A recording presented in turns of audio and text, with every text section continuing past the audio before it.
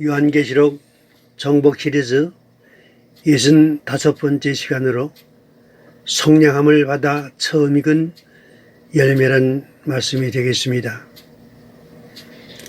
14만 4천 명의 하나님의 종들에게는 특별한 자격의 기준이 있습니다. 그 자격의 기준을 본문 4절과 5절에서 5가지로 열거하고 있습니다. 그런데 그 세 번째 자격 기준이 사람 가운데서 속량함을 받아 처음 익은 열매라고 했습니다. 이 말은 3절에서 땅에서 속량함을 받은 14만 4천이라는 말씀과 같은 의미를 가지고 있습니다. 우리는 여기서 속량함을 받았다는 말씀과 처음 익은 열매란 말씀의 의미를 잘 파악하여 이해할 수 있어야 합니다.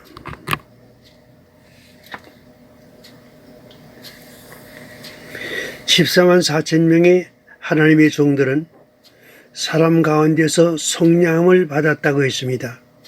속량이란 말은 성경에서 두 가지로 구분해서 해석해 주고 있습니다. 지난번 시간에도 땅에서 속량함을 받은 14만 4천이라는 구절에서 잠깐 언급한 일이 있었지만, 속량이란 말의 한 가지 뜻은 구원에 적용시키는 말입니다. 골로새 1장 14절을 보면 그 아들 안에서 우리가 속량 곧 죄사함을 얻었다고 했습니다. 속량이란 말은 이처럼 우리의 영적 구원과 연결시키고 있다는 사실을 알 수 있습니다.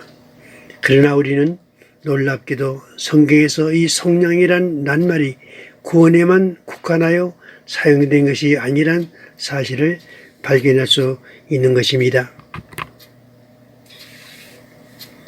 그뿐 아니라 또한 우리 곧 성령의 처음 익은 열매를 받은 우리까지도 속으로 탄식하여 양자될 것, 곧 우리 몸의 속량을 기다리느니라. 이것에 나오는 속량은 영적 속량, 우리의 죄사함에서 오는 구원을 의미해 주는 말이 아닙니다. 성령의 처음 익은 열매를 받은 우리까지도 란 말씀이 이 사실을 증거해 줍니다. 성령의 처음 익은 열매란 영적 속량인 구원을 의미하지만, 우리 몸의 속량을 기다린다고 하는 속량은 구원을 받은 그리스도인들이 소망으로 기다리는 다른 또 하나의 속량으로 부활을 의미해 줍니다. 그러므로 우리 몸의 속량이란 말은 그리스도인들의 육적 속량을 의미하는 부활을 말합니다. 부활이 우리들의 속량에 중요한 의미를 가진다는 사실을 우리는 성경 여러 곳에서 찾을 수 있습니다.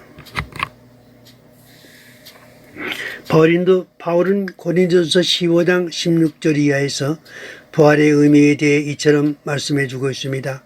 만일 죽은 자가 다시 살아나는 일이 없으면 그리스도도 다시 살아나신 일이 없었을 터이요, 그리스도께서 다시 살아나신 일이 없으면 너희의 믿음도 헛되고 너희가 여전히 죄 가운데 있을 것이요, 또한 그리스도 안에서 잠자는 자도 망하였으리니, 만일 그리스도 안에서 우리가 바라는 것이 다만 이 세상의 삶뿐이면 모든 사람 가운데 우리가 더욱 불쌍한 자이리라. 우리의 영적 속량인 구원은 우리 육적 속량인 부활과 이처럼 직결되기 때문에 부활 역시 하나님의 속량의 사역에 들어가는 것입니다. 이들 14만 4천 명의 하나님의 종들에 대한 자격으로 사랑 가운데서 속량함을 받아 처음 익은 열매라고 말씀해 줍니다.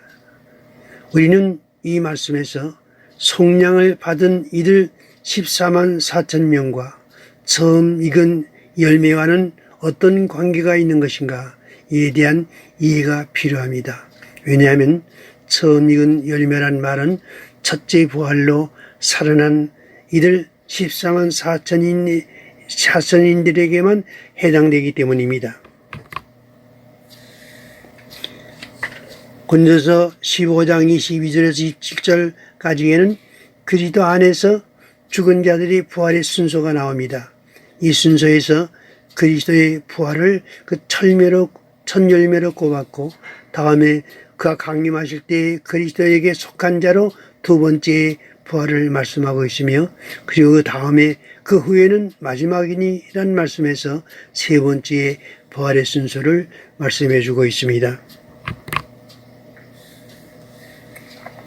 우리가 이 말씀을 연구할 때 조심해야 할 일은 여기 나오는 부활의 순서 중에는 불신자의 부활이 들어가 있지 않다는 사실입니다. 왜냐하면 22절에서 이 부활에 대하여 그리스도 안에서 모든 사람이 삶을 얻으리라고 말씀해 주고 있기 때문입니다. 그리스도 안에서 있을 그리스도인들의 부활이란 뜻입니다. 그리고 계시록 20장 4절에서 6절까지의 말씀을 자세히 살펴보면 첫째 부활자가 있고 이들 첫째 부활자가 아닌 그 나머지 죽은 자들의 부활이 따로 있습니다. 그리고 우리가 명심해야 할 일은 그 나머지 죽은 자들이란 불신자들을 가리키는 것이 아니라 첫째 부활에 들어가지 못한 모든 성도들을 가리키고 있다는 사실입니다. 첫째 부활자들은 순교자들입니다. 교회에는 순교자들뿐 아니라 순교자의 반열에 들어가지 아니한 성도들도 있는 것입니다. 괄호 안에 그 나머지 죽은 자들이란 바로 이들입니다. 우리가 아직까지 잘못된 신학적 편견으로 알고 믿고 있었던 첫째 부활은 모든 성도들의 전체적 부활이 아닙니다. 특수한 성도들의 부활인데 이들에 대하여 예수의 증거와 하나님의 말씀을 인하여 목배임을 받은 자의 영혼들이라고 명시된 것처럼 첫째 부활자는 순교자들의 부활을 말합니다. 순교자들의 부활은 모든 성도들의 부활보다 시기적으로 1000년간 앞서 있습니다. 순교자들은 그들의 위대한 죽음에 대한 상급으로 천년왕국에서 왕노릇하는 축복을 받기 위해 일반 성도들보다 1000년간 먼저 부활하게 됩니다. 그들은 예수님과 함께 하늘 군대로 지상에 내려올 것이며 그 후에 부활한 영원한 몸으로 왕권을 가지고 천년왕국을 다스릴 것입니다.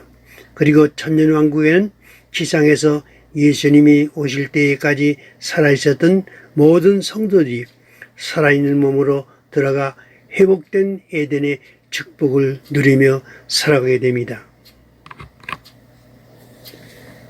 이들은 결코 부활체나 변화체로 이 왕국에 들어가는 것이 아닙니다. 그리고 1000년이 지난 후에 백부다 심판대를 거칠 때에 죽은 자의 부활이 있게 되고 1000년 왕국에서 살아있는 성도들의 호련한 변화가 있게 됩니다. 그러므로 계시록 20장 5절에서 순교자로 첫째 부활에 참여하지 못한 성도들에 대하여 그 나머지 죽은 자들은 1000년이 차기까지 살지 못하더라고 말씀해 주고 있는 것입니다. 여기서 순교자를 둘로 구분하고 있는데 한 종류의 순교자에 대해서 예수의 증언함과 하나님의 말씀 때문에 목배임을 당한 자들의 영혼들이라고 말씀해 주고 있습니다. 이 사람들은 분명히 순교자들입니다. 순교자인데 이 일을 달 사람은 없습니다. 그런데 문제는 그 다음에 나오는 말씀에 있습니다. 또 짐승과 그의 우상에게 경배하지 아니하고 그들의 이마와 손에 그의 표를 받지 아니한 자들이 살아서 그리스도로 더불어 1000년 동안 왕노릇하니란 말씀이 그것입니다. 그러면 두 번째 등장하는 사람들이 왜 부활한 성도들인가? 이에 대한 해답이 계시록 6장 9절에서 11절에 있습니다.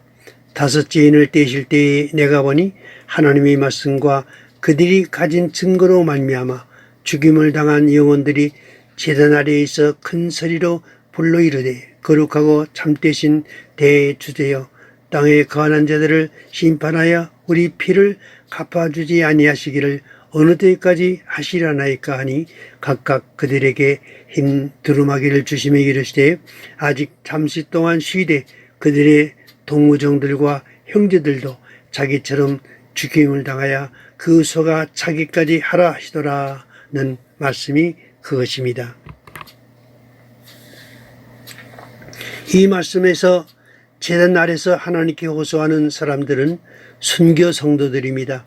이들은 자신들의 핏값을 신원해 달라는 간구를 드리고 있습니다. 이들은 계시록 20장 4절에서 첫 번째 등장하는 순교 성도들입니다.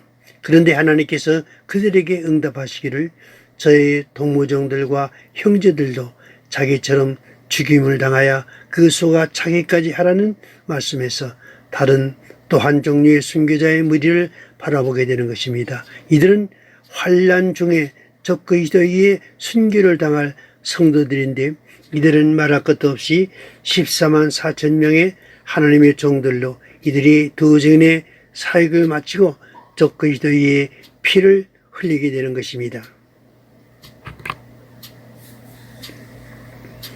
짐승과 그의 우상에게 경배하지 아니하고 그들의 이와 손에 그의 표를 받지도 아니한 자들이 살아서란 이 순교의 대상자가 바로 이들을 가리키는 말입니다. 여기서 살아서란 말은 에디산으로 죽었다가 살아난 대상을 지칭하는 말입니다. 헬라어나 영어 성경이나 일본어 성경으로 볼 때에도 마찬가지입니다. 우리는 모순된 부활의 지식을 새롭게 정리해서 성경에 계시된 대로 바로 잡아야 합니다. 14만 4천 명의 우리 하나님의 종들은 이처럼 순교적인 사명을 이루어 사람 가운데서 속량함을 받아 처음 익은 열매가 되어야 하는 것입니다. 하늘의 시온산에 올라가 새 노래를 부르고 있는 이들 14만 4천 명은 이처럼 첫째 부활자로 이미 순교의 사명을 이룬 사람들입니다. 종말에 하나님께 쓰임받을 하나님의 종들은 이들처럼 순교의 사명자여야 하는 것입니다.